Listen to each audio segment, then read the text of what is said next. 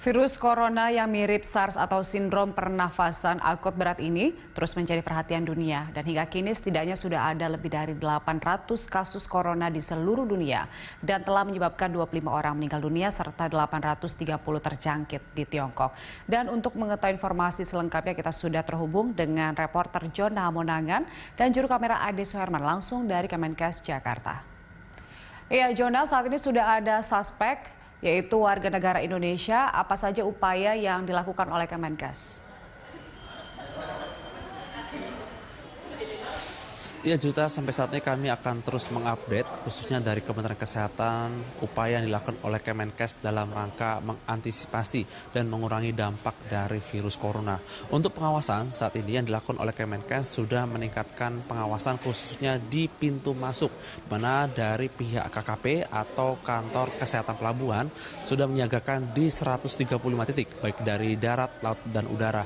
Kami kemarin memantau khususnya di Bandara Udara Internasional Soekarno-Hatta di mana sudah ada pengawasan dengan penempatan titik-titik terpadu khususnya di terminal kedatangan internasional. Pengawasan ini dilakukan tentu saja sebagai salah satu antisipasi atas meningkatnya dampak virus corona yang ada di seluruh dunia. Untuk pengawasan sendiri ini menggunakan alat yang dinamakan dengan thermal scanner, di mana thermal scanner ini nanti diarahkan ke arah para penumpang yang masuk khusus internasional. Nanti di thermal scanner itu nanti akan keluar baik dari indikator suhu dari para penumpang dan juga beberapa indikator lainnya. Yang pasti terkait dengan adanya indikasi dari virus corona itu seperti demam, sesak napas dan batuk, ini merupakan salah satu indikasi positif dari adanya virus corona. Ditambah lagi dengan suhu badan yang meningkat di atas 38 derajat Celcius, maka sudah ada bisa katakan indikasi terjangkitnya virus corona. Untuk pengawasan khususnya dari rute penerbangan internasional di mana merupakan salah satu cara paling terdampak, dari pihak kesehatan pelabuhan sudah meningkatkan pengawasan khususnya di penerbangan-penerbangan tertentu. Saat ini sudah ada 30 penerbangan yang bisa dikatakan seperti direct flight, apakah itu dari Jakarta atau mungkin dari Denpasar, di mana untuk Jakarta ke Wuhan sendiri itu memang sudah ada flight tapi tidak direct flight. Jadi dari Jakarta ke Wuhan ada dua opsi.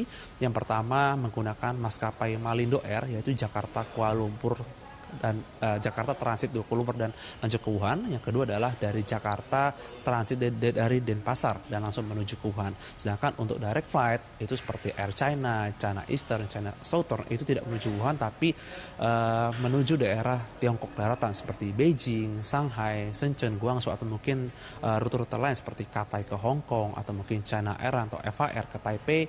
Dari pihak kesehatan pelabuhan terus melaksanakan pengawasan.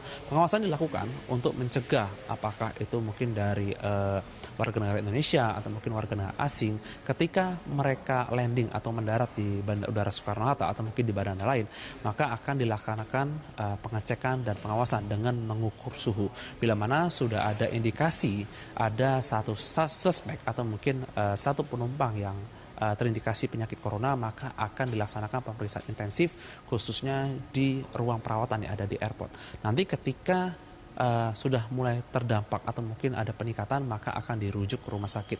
Setiap penumpang yang akan berangkat ke Cina atau mungkin yang datang dari Cina nanti akan diberikan kartu berwarna kuning, di mana kartu kuning ini sebagai salah satu indikasi dan penanda, jadi nanti bisa sebagai rujukan untuk pengecekan sampai tenggang waktu 14 hari. Kartu ini sebagai informasi baik dari kesehatan, baik dari mungkin indikasi-indikasi lain yang tentu saja yang dalam rangka memberikan informasi kepada otoritas kesehatan yang ada di daerah tersebut untuk bisa dilakukan pengawasan. Sedangkan untuk antisipasi lain dilakukan oleh Kemenkes yaitu adalah dengan meningkatkan pengamanan khususnya yang ada di rumah sakit, di mana dari pihak Kemenkes sudah menyiapkan adanya 100 rumah sakit, di mana ini merupakan kebijakan dari Menteri Kesehatan Dr. Terawan dalam rangka untuk mengantisipasi dari adanya meningkatnya dampak dari virus corona. Untuk 100 rumah sakit yang merupakan status rumah sakit yang siap dalam rangka menerima virus corona, ini sebenarnya rumah sakit yang sebelumnya atau beberapa waktu yang lalu ini merupakan rumah sakit yang bisa menerima dampak dari virus SARS atau mungkin dari virus flu burung. Jadi ini merupakan tingkat lanjut atau mungkin adanya peningkatan dari fenomena yang saat ini terjadi, yaitu dampak dari virus corona. Dan dari Kemenkes sendiri juga menghimbau kepada masyarakat Indonesia untuk menghindar bepergian ke daerah atau mungkin tempat yang terjangkit dari virus corona seperti daerah Wuhan, Tiongkok dan juga beberapa daerah lain yang mungkin terdampak. Dan ini merupakan sebuah cara agar jangan sampai ketika mereka kembali tanah air, mereka terdampak dengan virus Wuhan. Dari Kemenkes juga menghimbau kepada masyarakat untuk menggunakan masker atau menerapkan etika bila ingin batuk atau mungkin bersin, sehingga jangan sampai terjangkit kepada masyarakat yang ada sekitar. Dan yang terakhir dari Kemenkes menghimbau masyarakat untuk menerapkan perilaku hidup bersih dan sehat seperti mencuci tangan dan juga setelah makan atau sebelum makan untuk bisa memperhatikan kondisi sekitar dengan mencuci barang yang ada, di mana ini merupakan sebuah cara untuk menghindar adanya penyebaran virus corona secara masif. Apalagi kita lihat saat ini udara pasca hujan, ini merupakan sebuah cara atau transmisi penyebaran virus corona yang ada di tanah air. Julita. Ya, Jona, bagaimana dengan informasi terbaru terkait dengan virus corona di Indonesia?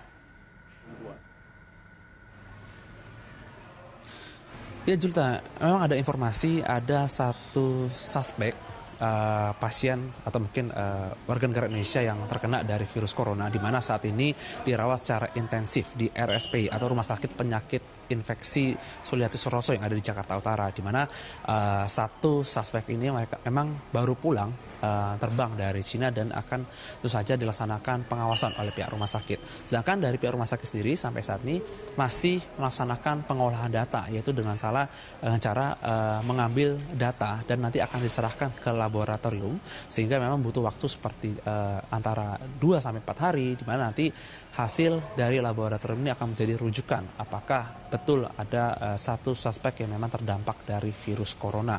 Sedangkan untuk antisipasi yang dilakukan dari pihak rumah sakit tentu saja akan terus melaksanakan pemantauan baik dari tingkah laku atau mungkin perilaku korban. Bila mana nanti ada dampak yang lebih tinggi, maka akan dilaporkan ke pimpinan untuk sebagai bahan rujukan khususnya terkait dengan dampak dari virus corona.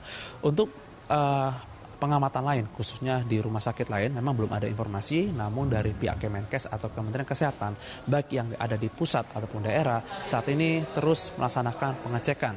Tidak hanya yang rumah sakit yang terdaftar atau mungkin 100 rumah sakit yang merupakan 100 rumah sakit yang mampu untuk menangani dampak dari virus corona, tapi juga rumah sakit swasta yang ada di luar daftar untuk bisa terus mengupdate apakah ada suspek atau mungkin ada kemungkinan lain dari pasien yang terdampak dari virus corona. Apakah mereka yang baru datang terbang dari Tiongkok atau mungkin dari ada penyebab lain, di mana kalau kita lihat saat ini penyebaran sangat cepat dan penyebaran dari virus corona ini bahkan sampai ke Amerika Serikat, di mana salah satu transmisi tercepat virus corona adalah dengan penerbangan, di mana penerbangan itu bisa membawa satu titik ke tempat lain dengan cepat, dan ini merupakan salah satu antisipasi dari adanya penyebaran virus corona yang ada di Indonesia. Julita.